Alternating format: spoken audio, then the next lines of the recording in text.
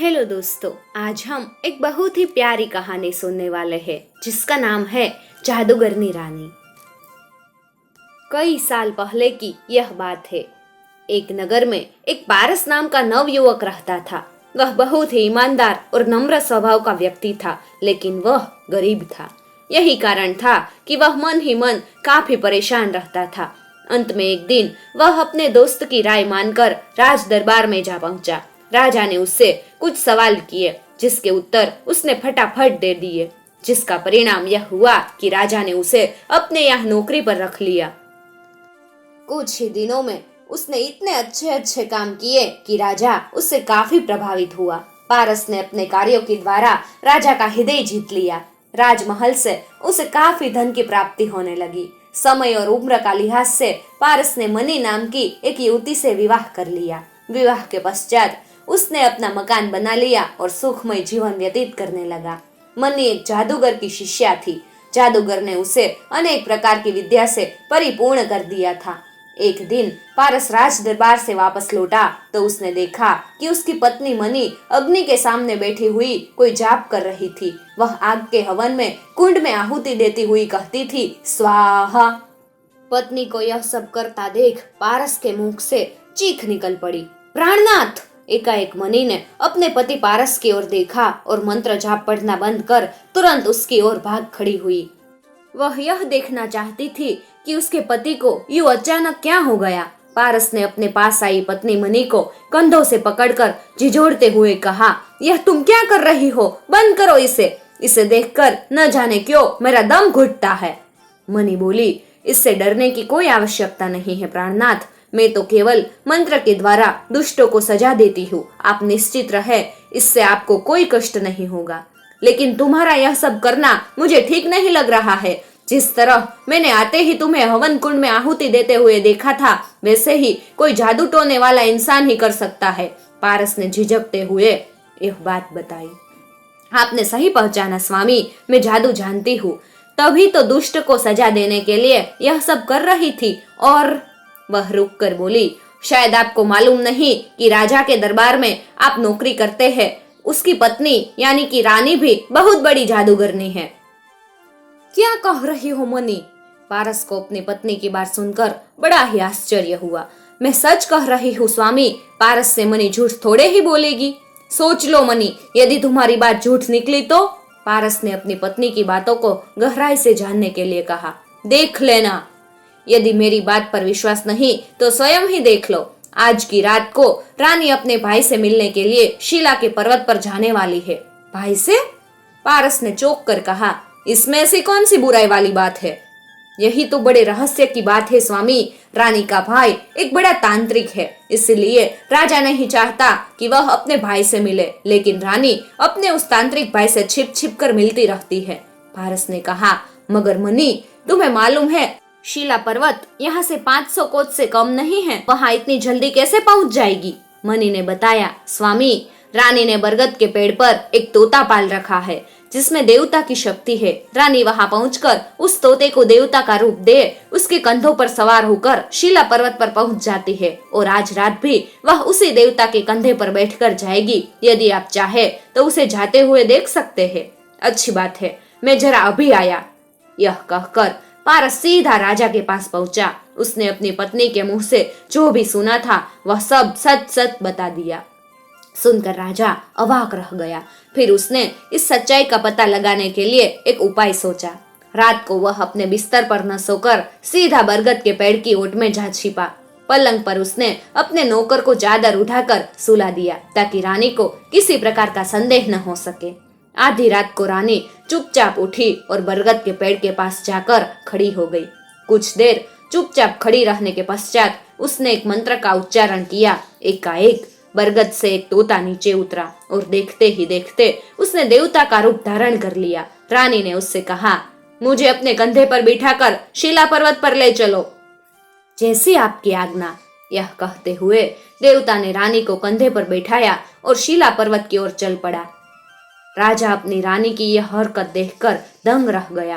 तत्पश्चात वह अपने कमरे में वापस लौट आया और नौकर को हटाकर स्वयं पलंग पर लेट गया, लेकिन उसकी आंखों से नींद उड़ चुकी थी। वह अपनी रानी के बारे में सोचने लगा और न मालूम सोचते सोचते उसे कब नींद आ गई पता ही न लगा।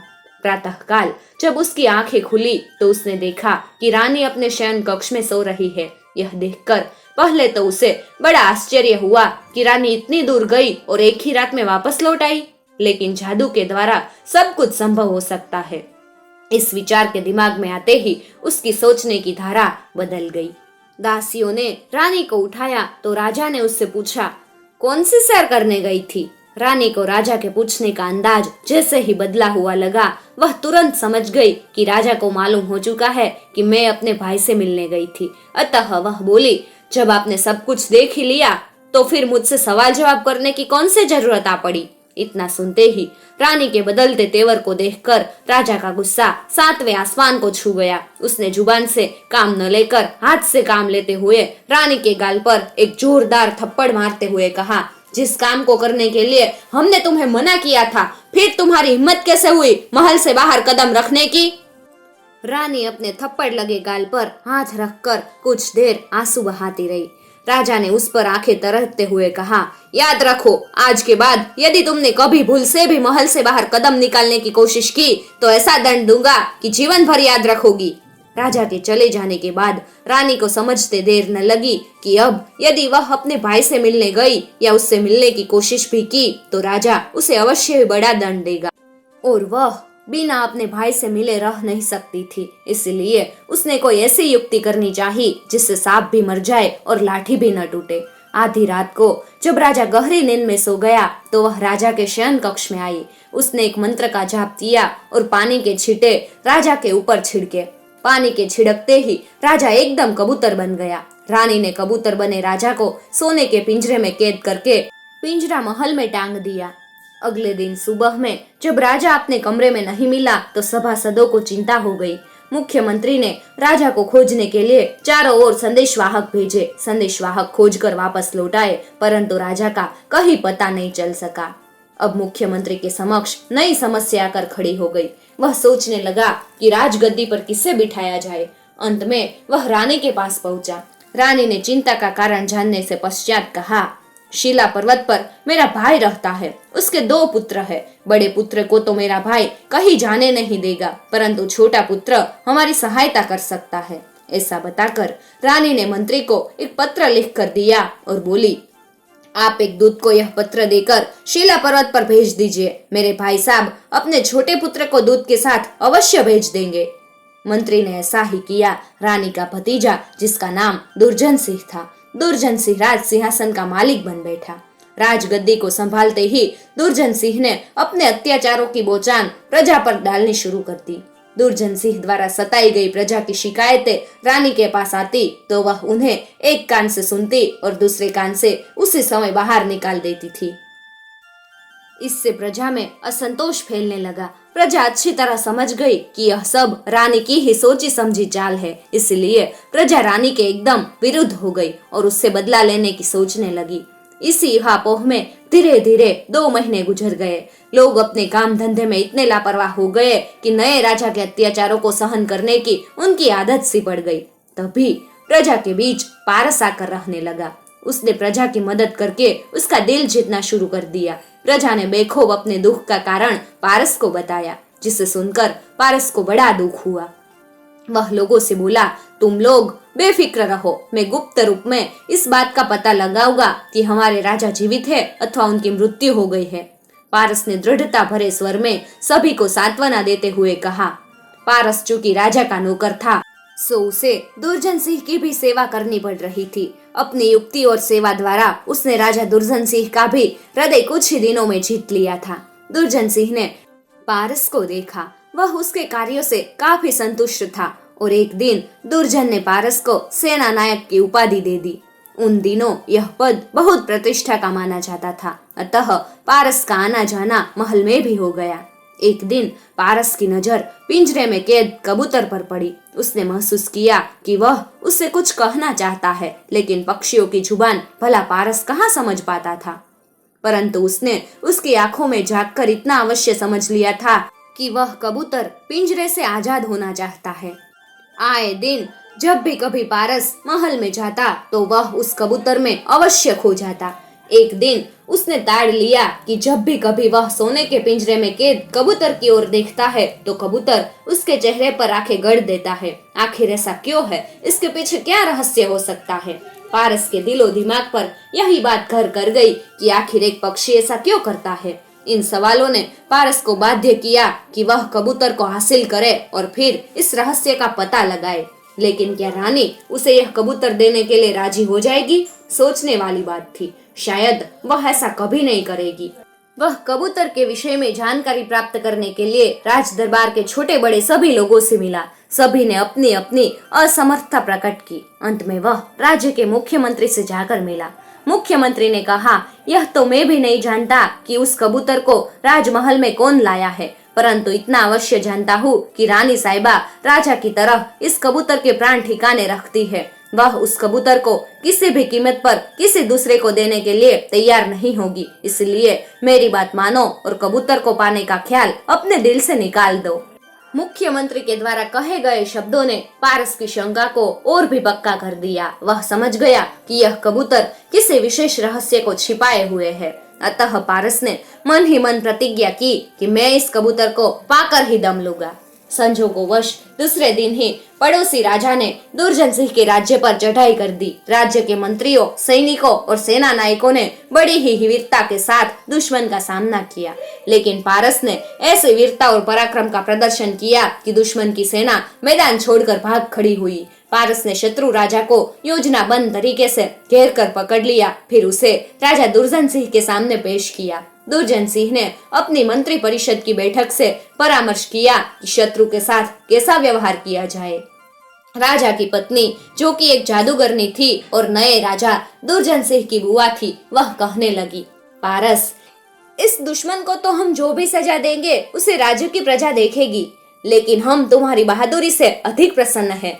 तुम्हारे ही कारण हमारे राज्य की रक्षा हुई है। मांगो जो तुम्हारे मन में हो। आज हम बहुत खुश हैं। हम तुम्हें मुंह मांगा इनाम देना चाहते हैं। बोलो, तुम्हें क्या चाहिए? रानी ने अपनी प्रसन्नता को प्रकट करते हुए पूछा। पारस ने एक नजर भरे दरबार पर डाली, फिर बोला, रानी साहिबा, अगर आप कोल की पक्की है तो मुझे सिर्फ और सिर्फ वह सोने का पिंजरा चाहिए जिसमें वह कबूतर कैद है।